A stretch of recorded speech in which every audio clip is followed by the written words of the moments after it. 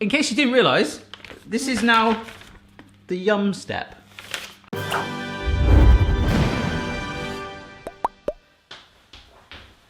Hello.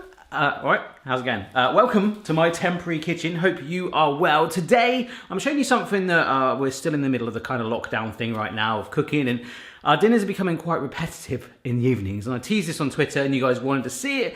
So it's kind of like how we've been mixing up dinner just to make it a teeny bit more exciting with a few enhancements. This is one pan fajitas. Sometimes we've got friends that are a little bit like restless. They're sometimes known as fajitas. Ooh, someone told me that. Oh my gosh, look! Hey!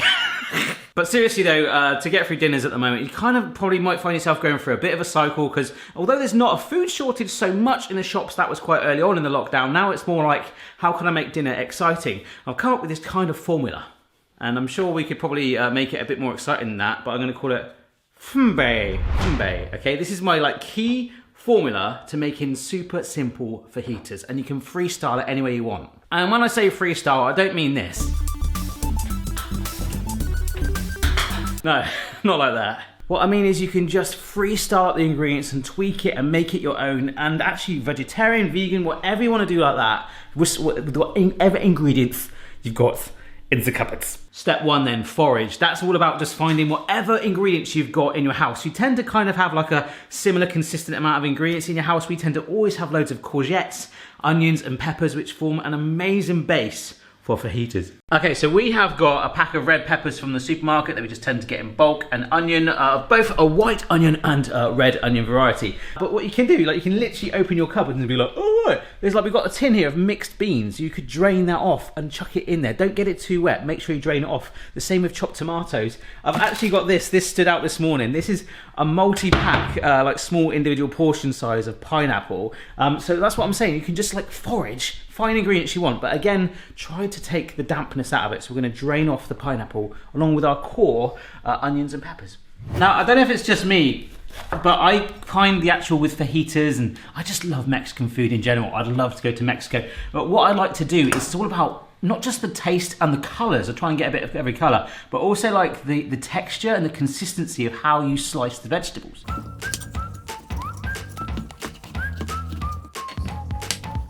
So for example, with a pepper, I'll try and get the membrane bit off. I mean, it doesn't really matter, I tend to eat that quite a lot. If you're in a bit of a hurry, just chop it all up. But what I like to try and do is slice it nice and thin, so you get these really nice sort of matchstick sizes, these little slithers of pepper. When I went to the supermarket, there was this one random red onion left, and it is a bit rough looking around the sides. No one's gonna take it, but look, I've taken the bottom off like so, and if I just start to peel it, all it is that top layer. Everyone was leaving it, and it's still a blooming good onion. There's nothing wrong with it. But you can see how the contrasting colours, you've got the purple, the red and the yellow pop in. We get a nice array here. And that's what it's all about. I mean, if you want to make this vegetarian as well, because we are doing this as surf and turf one, by the way, I'll come on to that in just a moment. But if you want to make this vegetarian, there's so much more you can add. Actually some chunky courgette and aubergines. Some halloumi cheese is really nice if you're not vegan. That's really nice, and then you can char that up. Or some curried cauliflower. You could parboil that a little bit to soften it up. Roll it in the spices. Oh, so good. I promised myself I wouldn't cry. Every time. There we go. Despite me wanting to cry with that last onion, we've got quite a pile, a fusion of colours and flavours in there. And with them being onions and peppers, they'll wilt down a charm, caramelise up gorgeously.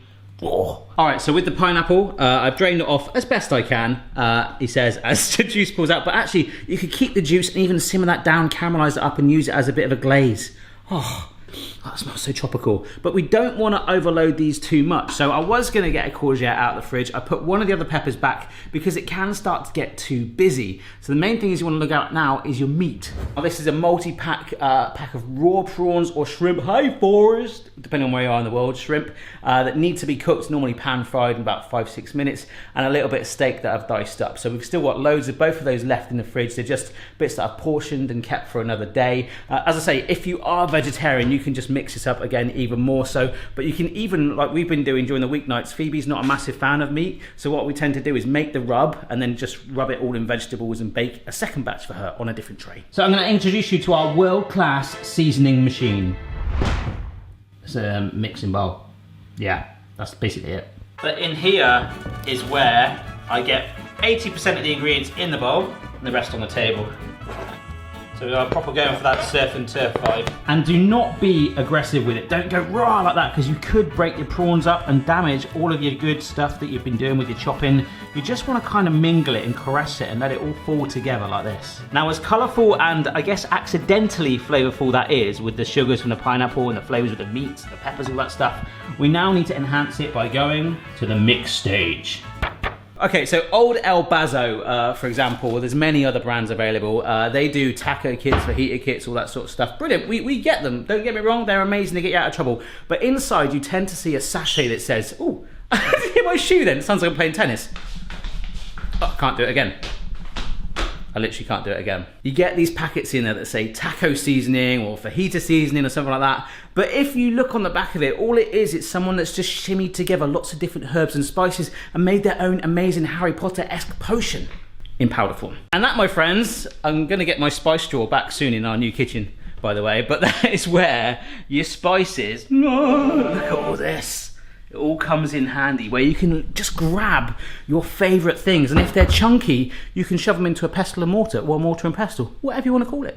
Okay, so most of the time when we're in a hurry in the evening, we would not even do this step. Normally we just get a small mixing bowl and mix this all together, but I just want to show you. So like, I've just pulled this one out. This is harissa spices, okay? If you look on the back, it says it's got coriander seeds, dried garlic, and chili flakes in there. So basically, you can start to replicate your own version of these spices by mortar and pestling it together if you have it individually, and then tweak it and enhance it exactly the way you want. Now, this might sound really weird, but the one thing that we found is smoked garlic and some onion granules as well. Now see, these are both granules. Wow, that's got a smokiness. So they're not as fine as a powder, which is why I've put it in here. Now, for some reason, having these as a base, no matter what you add, tends to kind of get you out of trouble. You get your paprika in there. So this is smoked again as well. So we're really going for a smoky vibe. You can make it really mild as well if you've got kids that don't really want too much. My kids are fairly adventurous. Even some things like fennel seeds, mustard seeds.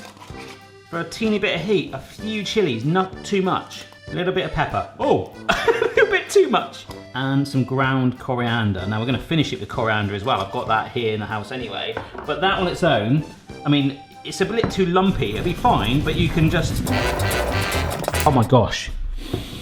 Oh, the stench from that is amazing. The only thing it's really difficult is to actually taste it and go, that's nice, because it's like a powder on your tongue. It will just stick to it and you'll be like, bleh.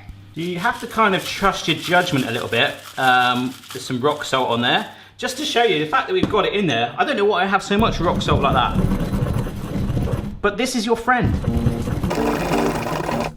Nice. This is where, if you are making for a vegetarian with your seasoning, obviously you hold some to one side and stick that on the veggie option a bit later on or whenever you're making it. Bit of Ratmaster 3000 on there. So this is the last step of the mix stage. Of course, you could get your spatula in there, but if you give it a little delicate shape, again, not to damage it too much, you're basically shimmying, oh yeah, you're shimmying all of that seasoning. Can you see how it's staining it?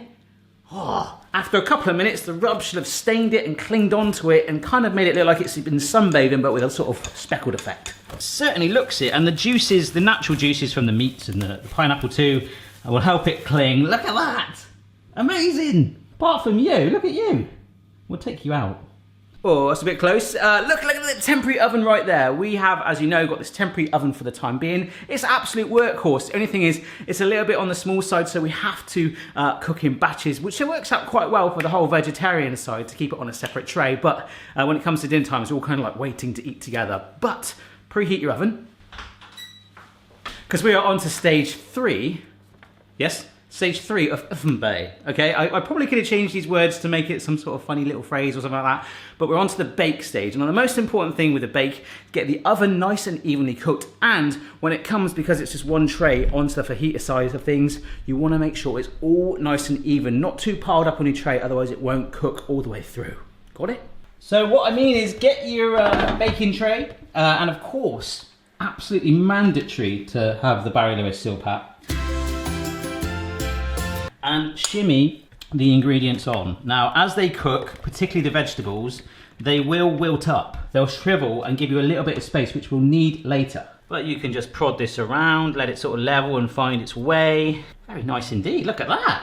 Fusion of colours, the stench, again, I know I keep saying stench, someone the other day said, I think they were from America, like, Barry, stench in our country means a really bad smell. It does here too, I'm just trying to use a different word.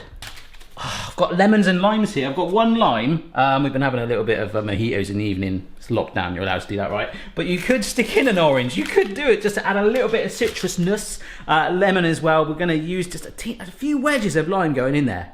Why not? So a lime, I'm just going to squeeze, this is like a quarter of a lime, and I felt like I squirted a load over the table then, and over me, brilliant. And then let's just stick, I don't know, a couple of limes just in there. Char them up, we won't eat them, but a bit more juice coming out. And whilst I was getting excited with the limes, put the lime in the coconut. Anyone remember that song? Amazing soundtrack. What film was it from? You guys know. So what's going to happen, we're baking them in there. Boom. Let there be light. We're going to bake them in about halfway round. We're going to shimmy them around, stir it around together so it's nice and wilted, cooking evenly. We want to get that char, that blisteredness on the peppers and the onions. And of course, make sure that the meat is cooked through. Whilst that is baking, and before we move on to enhance step 4, I've just washed my hands, by the way, very important. Extension update. And the update today is that we've boarded all along this back wall. Look at this. That's cool, right? All right, it's about halfway through baking. Some people will only tend to bake this for about 15 to 20 minutes. I like to push it and really get that charredness. Just get them out. Oh, look at that. Now, I didn't put any coconut in there, but my goodness, there is a waft of coconut. Love it. Okay, so you can see where it's baked and sort of shriveled up a little bit. You've now got a lot more space in your pan, so you can level it off really, really well. I'm gonna bake it a little bit more longer before we enhance it. To enhance it, I'm keeping mine nice and simple. I've literally just got some fresh coriander, which will give it a real nice fresh scent. It just tastes so good. We can add some on at the end as well if we wish. You can use the dried stuff in the jars, but I just find fresh, if you've got any fresh herbs, we tend to have quite a lot of this around anyway. It just really adds a difference. And the other thing I've got is honey. That's it. I just want to add a little bit of sweetness to balance out the smokiness. The other thing we're going to do is grab some tin foil, like so. Get our tortilla stack. Sit it in there.